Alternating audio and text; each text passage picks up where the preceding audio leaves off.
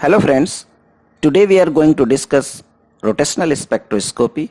It is also called microwave spectroscopy because rotational transitions involve absorption or emission of energy in the microwave region of electromagnetic spectrum. In this lecture, we will cover the following points: selection rules and rotational spectroscopy of rigid diatomic molecules. Under this head, we will discuss relation between moment of inertia, bond length, and atomic masses, rotational energy levels, and intensity of rotational lines. Let's start with the selection rules. In this, we will discuss which type of molecules are rotationally active and which rotational transitions are allowed. For a molecule to be rotationally active, it must have permanent dipole moment. The transition between two adjacent rotational levels is allowed. That is, delta J is equal to plus minus 1, where J is the rotational quantum number that can be 0, 1, 2, 3, 4, etc. Let's understand first point with example. Suppose we have the list of these compounds in which we have to find which are rotationally active and which are inactive. In the given list of compounds, nitrogen, oxygen, fluorine, carbon dioxide, boron trifluoride, methane, ethylene, and benzene have no permanent dipole moment. So these will be rotationally inactive, while HCl, carbon oxysulfide, and water have permanent dipole moment, and therefore these are rotationally active. Now let's discuss the second point, which is for allowed rotational transitions, delta J is equal to plus minus 1. This means only those transitions are allowed in which change in rotational quantum number is either plus 1 or minus 1. Let's draw the rotational energy label of a rotationally active molecule. Delta J is equal to plus 1 means difference between the rotational quantum number of the final label and the initial label is plus 1. This corresponds to the absorption. These transitions will be from 0 to 1, 1 to 2, 2 to 3, 3 to 4, 4 to 5, etc. Delta J is equal to minus 1 means difference between the rotational quantum number of the final level and initial level is minus 1. This corresponds to the emission. These transitions will be from 1 to 0, 2 to 1, 3 to 2, 4 to 3, 5 to 4, etc. Rotational spectroscopy of rigid diatomic molecules. In this, we will first discuss relation between moment of inertia, bond length, and atomic masses. Even though the diatomic molecules are not rigid, we are just supposing it to be rigid. Suppose we have a heteronuclear diatomic molecule with the mass of heavier atom M1 and lighter atom M2. The center of mass of the molecule will lie towards the heavier atom somewhere over here. The bond length is R0. The distance between the center of heavier atom and the center of mass of the molecule is R1, and the distance between the center of lighter atom and the center of mass of the molecule is R2. These are the three mutually perpendicular axes A, B, and C passing through the center of mass of the molecule. The moment of inertia associated with these axes are IA, IB, and IC. Here IA is equal to 0 and IB is equal to IC. We can see that R0 is equal to R1 plus R2. Label this as equation number 1. M1 R1 is equal to M2 R2. Label this as equation number 2. We have seen that IB is equal to IC. So we can choose any one of them for our discussion, but by convention IB is taken under consideration. So we can write IB is equal to M1 R1 square plus M2 R2 square. From equation number 2, we know that M1 R1 is equal to M2 R2. So we can write IB is equal to M2 R2 R1 plus M1 R1 R2, or IB is equal to R1 R2 into M1 plus M2. This is equation number 3. We can write M1 R1 is equal to M2 R0 minus R1 is equal to M2 R0 minus M2 R1. So R1 is equal to M2 R0 upon M1 plus M2. And similarly, we can write R2 is equal to M1 R0 upon M1 plus M2. This is equation number 4. Putting the value of R1 and R2 from equation number 4 into equation number 3, we will get IB is equal to M1 into M2 upon M1 plus M2 into R0 square. This is equation number 5.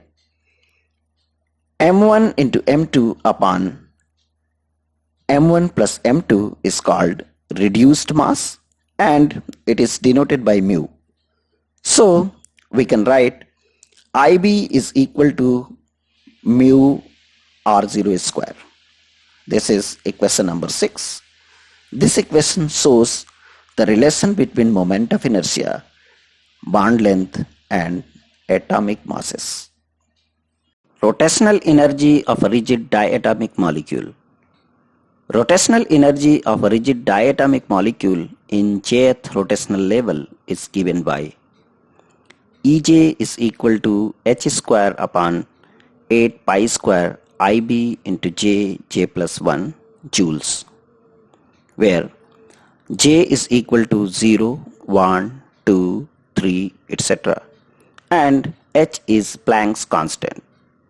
Dividing both the sides of this equation by HC, we will get EJ upon HC is equal to h square upon 8 pi square IB into HC into J plus 1 centimeter inverse, where c is the velocity of light in centimeter second inverse. This is the wave number.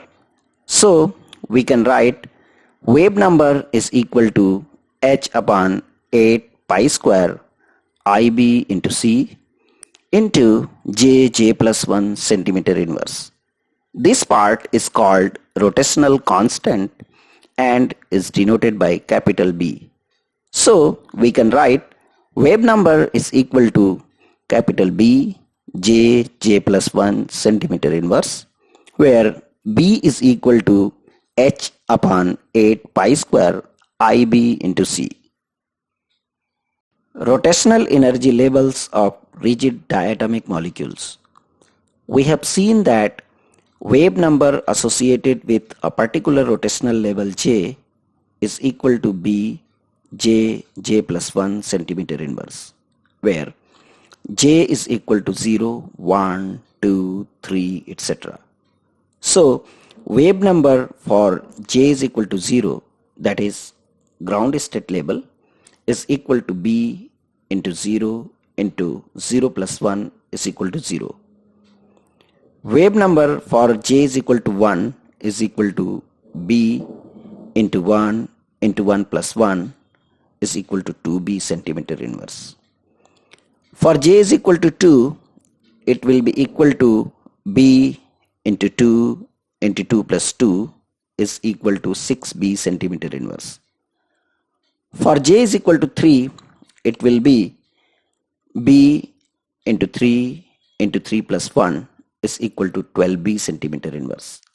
Similarly, for J is equal to 4 and J is equal to 5, wave numbers will be 20B and 30B centimeter inverse. Difference between the wave number of two adjacent energy levels will be equal to wave number of J plus 1 level minus wave number of the jth level.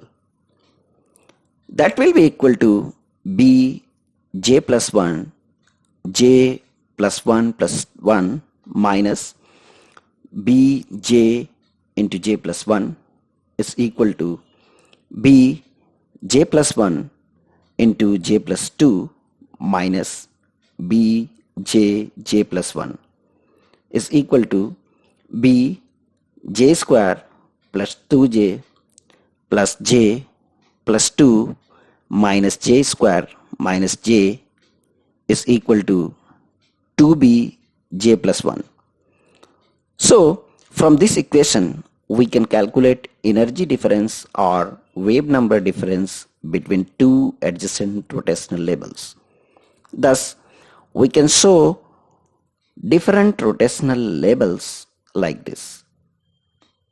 These are the first, second, third, fourth, and fifth absorption rotational transitions.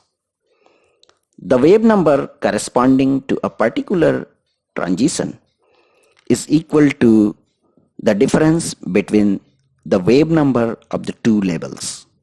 So, the wave number for the first, second, third, fourth, and fifth transitions will be 2B, 4B, 6B, 8B, and 10B.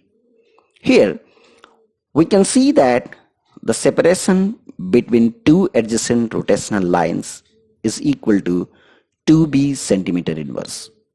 Thus, we can find the value of B from the rotational spectrum just by separation between two adjacent lines. Once we know the value of B, we can find moment of inertia and bond length of the molecule. Intensity of the rotational lines. The intensity of a rotational line for the rotational transition from the jth rotational level is directly proportional to the ratio of the population in jth level Nj to the population in the ground state level N0.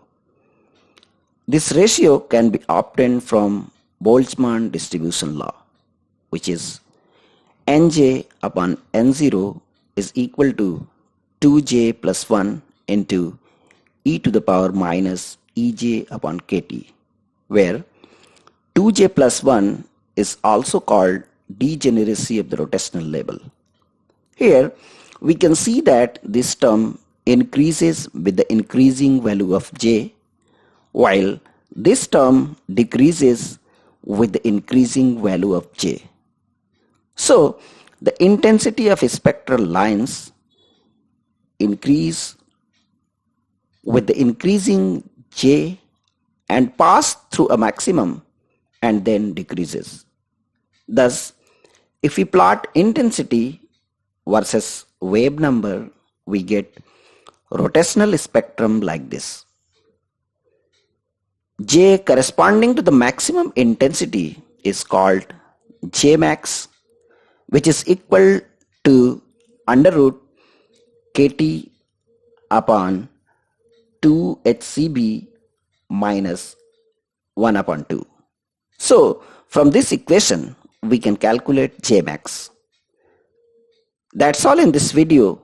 Please subscribe my channel and press the bell icon if you like this video.